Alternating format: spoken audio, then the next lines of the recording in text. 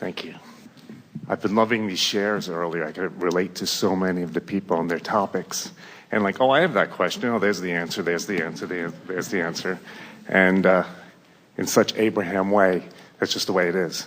But it's co-creating at its best. yes.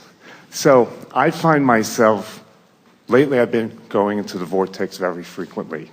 I have a morning practice where that's the first thing I do every day is I anchor myself in my vortex. And I find myself erupting in such joy, tearful joy that I actually cry. And when I leave the vortex into my day, I'm just head over heels in love. And a couple of byproducts of this. The end of last year, I decided, I've been so focused on creating a life to be happy. I said, why don't I just be happy with the life I have today? And I just started doing things to be happy. And I used to be so driven and so focused on creating a business, creating an empire, having a mission and focusing on it. And now all I want to do is play. I go to a sporting goods store, and I've never been much of an athlete. I want to do everything that's in the sporting goods store. I want to kayak, I want to camp, I want to go mountain climbing. I want everything. And I find myself just wanting to play. And I find myself a little uneasy with that because shouldn't I have the goals? And shouldn't I have... Isn't playing a goal? Well, I had a feeling you were going to say that because my goal is just to be in joy. I go into the supermarket and the woman says, why are you happy? And I said, just because I choose to be happy. Here's the thing that is the basis of everything that you're saying. Most people who are wanting to set goals think that the setting of a goal and the holding to the goal and the consistent reciting of the goal and the not letting go of the goal is what deliberate creating is. Where creation occurs through the deciphering of life and the exploration of contrast and the launching of the rocket, which is actually the setting of the goal. So the vortex is the holder of all of the goals that you've set and has integrated each and every one of them into the expansive, evolved, vibrational being that you are. So when your attitude is one of playful, joyful, making peace with life as it is, now you're doing the step 3 part that allows the manifestation of all of that.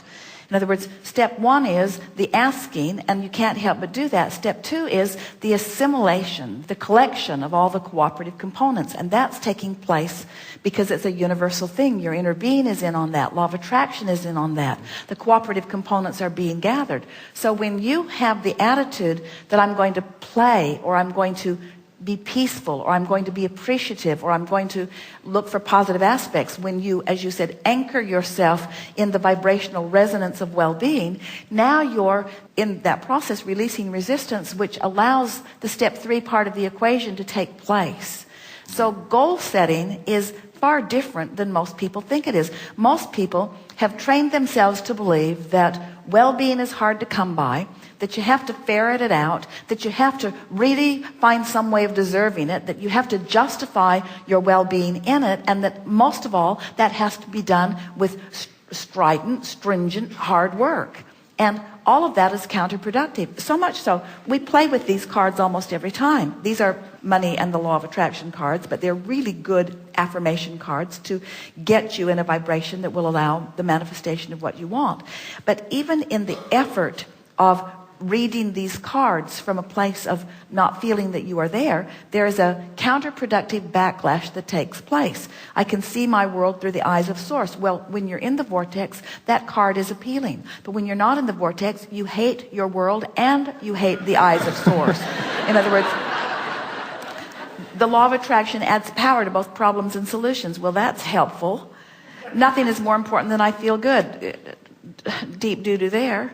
The better it gets, the better it gets. In other words, as you are efforting or setting goals from outside the vortex, there is a digging in and a compounding of and a practicing of an anchoring of a vibration of resistance, where in the playful attitude there is less resistance. So we would say to anyone who presented us in the way that you just did, that if you understand, and you do, that there are 3 steps to the process, and you are aware of what step you're performing at any given point in time, then there's never anything to be afraid of. In other words, you're not absent of setting goals. You've not stopped defining what you want.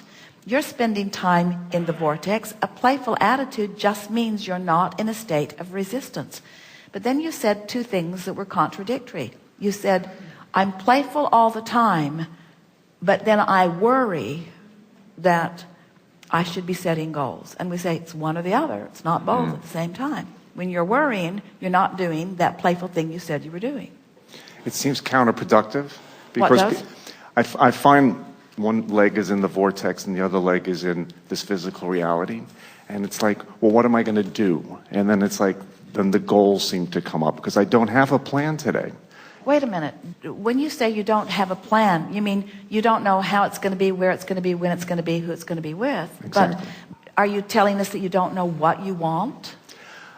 I really don't have any goals right now. Wait. By saying I don't have any goals, so you don't care about being happy? Well, oh yeah, I've got that I have goal. the emotional you don't care, goals, yeah. You don't, well,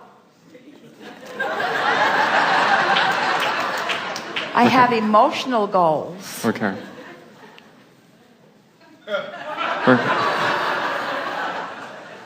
Oh yeah, I've got all that. I've got those core goals, Abraham. I've got those goals I was born with. I've got those goals that I've been ferreting out and putting into my vortex. Oh yeah, there's that vortex goal thing going on, Abraham. But I haven't decided in what way I'm going to deprive myself and suck the life out of myself in order to achieve those goals. I haven't figured out how I'm going to torture myself into compliance with those goals yet. I just want to be happy. What's wrong with me? You got me. Okay. You do have one foot in one world and one in the other, because you still are like a lot of people where you still are believing in struggle. And it doesn't feel to you like you're paying enough of a price when you just want to play, because the mindset of most humans is that you don't play your way into success. And we want you to realize that you could join the ranks. We talked about this earlier about, or someone mentioned this economic pie that people are wanting to share. And there's not a finite amount of economy that you're splitting up. There's an infinite amount of economy that's in the vortex. But when you believe that there is only so much that you're sharing rather than an infinite amount that you will be guided to, you have a different stance in all of this. So much of the world is outside the vortex. In other words, not understanding that they are vibrational beings, and not understanding that things are always working out for them, and not understanding that there is a version of them, which includes everything that they want, that is calling them. Most people believe that it is through their action and through their hard work and through their determination that they will make things happen. We are not in disagreement with the fact that you can make things happen by deciding that you're going to do it, by determining it, by writing in your book, and by making sure that you do it. In other words, we know that you can effort and you can accomplish, and that much of your world is functioning in just that way. But this is a forum where we are teaching you about the power of the universe. This is a forum where we are teaching you about the power of what's in your vortex and your much easier access to it than anyone understands. And you're right. You can't have it both ways. You can't be in the world of struggle, which has limits to how much you can struggle yourself too. Because when you are struggling your way, you're limited by time, you're limited by space, you're limited by how much you can actually physically move around in a period of time. There are definite limitations to that. That's a working by the hour. That's the process of going through the motions. That's the process of doing everything that you can physically extract or call forth from your physical beingness. But it is not utilizing the power that creates worlds. It's not utilizing the energy. It's not utilizing the law of attraction. And that's why so many people are discouraged and so many people are tired, because they're efforting, bucking their own current.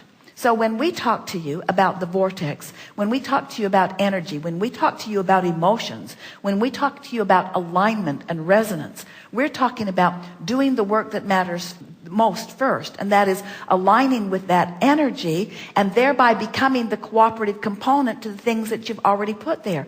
And things begin to move in your favor that require no effort. It just requires being flexible enough that you can move in the direction of what's calling you in the strongest way. That's what true inspiration is. That's what divine intervention is. That's what aligning with the fairies of the universe is, you see. There's so much leverage in alignment and so much hard work without it.